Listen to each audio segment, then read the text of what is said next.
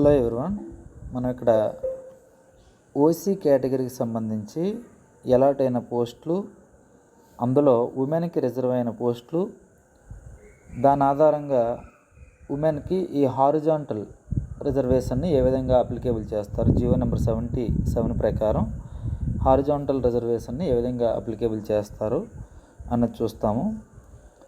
దాన్ని ఈ ఎస్ఏపిఈకి అంటే విశాఖపట్నానికి అలాట్ అయిన ఎస్ఏపిఈని ఎగ్జాంపుల్గా తీసుకొని ఎక్స్ప్లెయిన్ చేసుకుంటాం. దానికి ముందు మీకు ఒక విషయం చెప్పాలి. ఈ వీడియో అనేది కేవలం నాలెడ్జ్ పర్పస్ కోసం మాత్రమే తయారు చేయడం జరుగుతుంది. కాబట్టి ఇది నీట్గా బ్యూటిఫుల్గా ఉండాలని, బ్యాక్గ్రౌండ్ నాయిస్ ఉండకుండా ఉండాలని ఇలాంటివి ఏమీ ఎక్స్పెక్ట్ చేయొద్దు. ఇది కేవలం నాలెడ్జ్ పర్పస్ కోసం సింపుల్గా మీకు తయారు చేసి ఇవ్వడం జరుగుతుంది. అలాగే ఈ కాన్సెప్ట్ అనేది చాలా ఇంపార్టెంట్. చాలామందికి డౌట్ ఉన్న కాన్సెప్ట్ అని దీన్ని ఈ వీడియోలో రికార్డ్ చేయడానికి కంటెంట్గా తీసుకోవడం జరిగింది.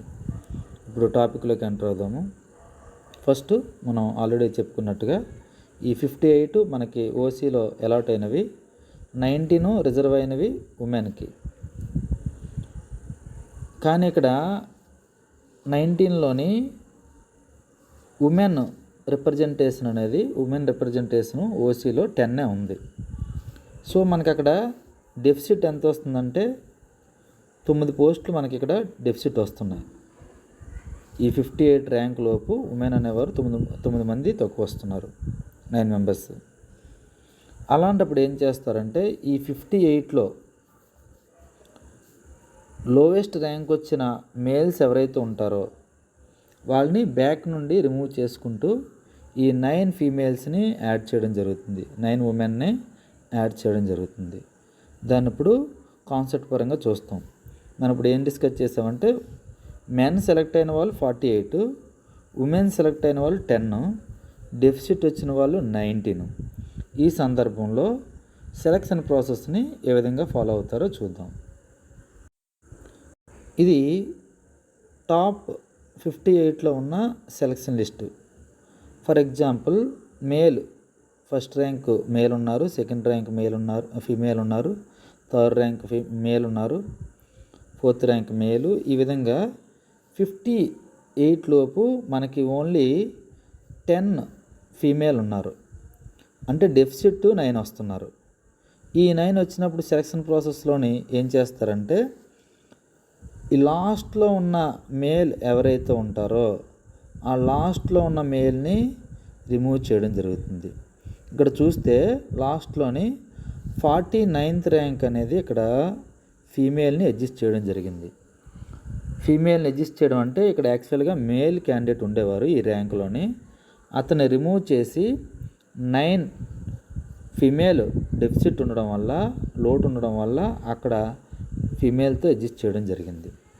నెక్స్ట్ ఇందులో 50th ర్యాంకు ఆల్రెడీ ఫీమేలే ఉన్నారు కాబట్టి అక్కడ మనం ఏమీ అడ్జస్ట్మెంట్ చేయలేదు.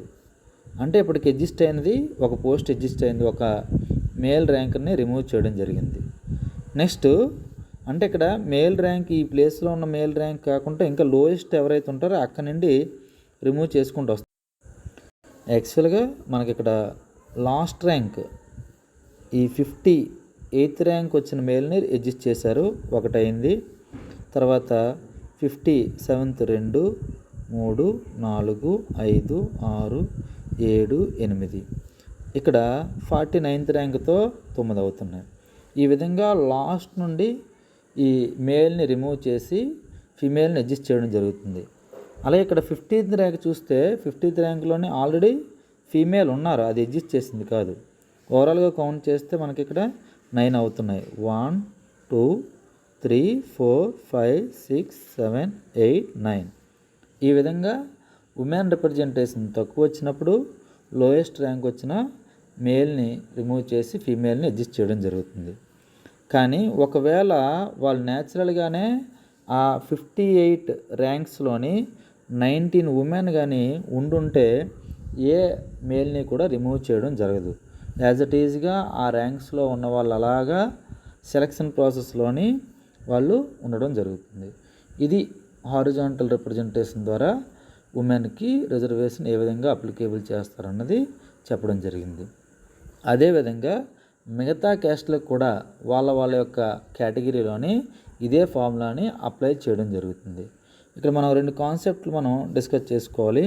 అందులో హారిజాంటల్ వెర్టికల్ అనే పదాలు మనం అర్థం చేసుకోవాలి. ఇక్కడ వెర్టికల్ అంటే ఈ విధంగా వస్తుంది, హారిజాంటల్ అంటే ఈ విధంగా వస్తుంది. అంటే వెర్టికల్లోని మనకి ఎస్టీ, ఎస్సీ, బీసీ, మరలా బీసీలో సబ్ క్యాస్ట్లు, ఎస్సీలో సబ్ క్యాస్ట్లు అవన్నీ కూడా మనకి వెర్టికల్ అవుతాయి. హారిజాంటల్ అంటే మళ్ళీ ఈ ఎస్సీలోనే 33% ఉమెన్కి రిజర్వేషన్ ఇవ్వడం, అదే హారిజాంటల్ అవుతుంది, ఇలాగ అవుతుంది.